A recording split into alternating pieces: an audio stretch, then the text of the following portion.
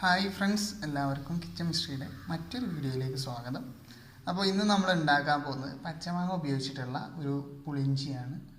അപ്പോൾ ഇത് സാധാരണ നമ്മൾ പല വെറൈറ്റിയിൽ ചെയ്യുന്ന ആളുകളുണ്ട്. പുളി വെച്ചിട്ട് ചെയ്യുന്നുണ്ട്, ഇരുമ്പം പുളി വെച്ചിട്ട് ചെയ്യുന്നവരുണ്ട്.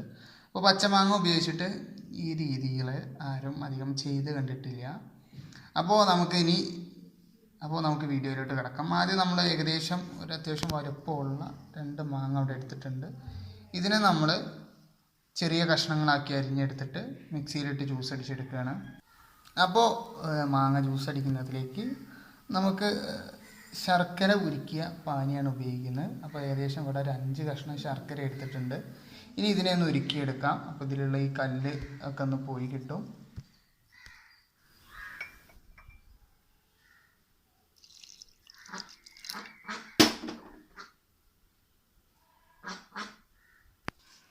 അപ്പോൾ നമ്മുടെ ശർക്കര പാനി ഇവിടെ റെഡി ആയിട്ടുണ്ട്.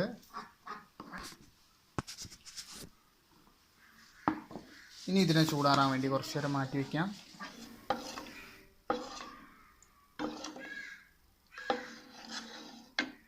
അപ്പോൾ നമ്മളുടെ മാങ്ങ ഇവിടെ അരച്ചെടുത്തിട്ടുണ്ട്. ഇനി ഇതിനെ നമുക്കൊരു പാത്രത്തിലേക്ക് മാറ്റിയിട്ട് നന്നാക്കി തിളപ്പിച്ചെടുക്കാം. അപ്പോൾ നമ്മളുടെ മാങ്ങ ഇവിടെ അരച്ചെടുത്തിട്ടുണ്ട്. അപ്പോൾ ഈ ഒരു തിക്നെസ്സിലാണ് ഇതുള്ളത്. ശർക്കരപ്പാനിയും ആ പച്ചമാങ്ങയും മാത്രം ചേർത്തിട്ടാണ് ഇത് അരച്ചിട്ടുള്ളത്. ഇനി ഇതിനൊന്ന് തിളപ്പിക്കണം.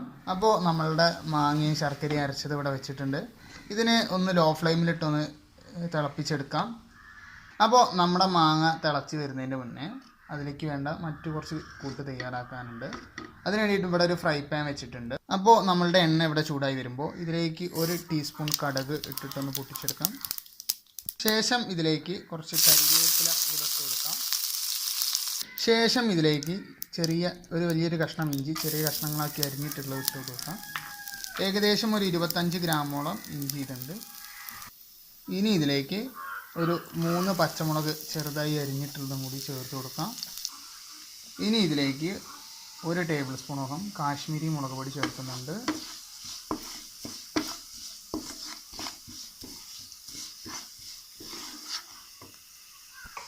ഇതിലേക്ക് ഒരു 1/4 ടീസ്പൂൺ മഞ്ഞൾപ്പൊടി കൂടെ ചേർത്ത് കൊടുക്കുന്നുണ്ട്. ഇനി ഇതിലേക്ക് ഒരു 1/2 ടീസ്പൂൺ കുരുമുളക് പൊടിയും കൂടെ ചേർത്ത് കൊടുക്കാം.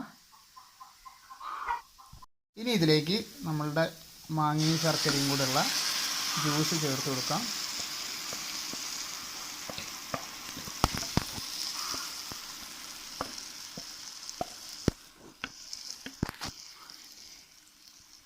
ഇനി ഇത് നന്നായിട്ടൊന്ന് മിക്സ് ചെയ്ത് കൊടുക്കാം.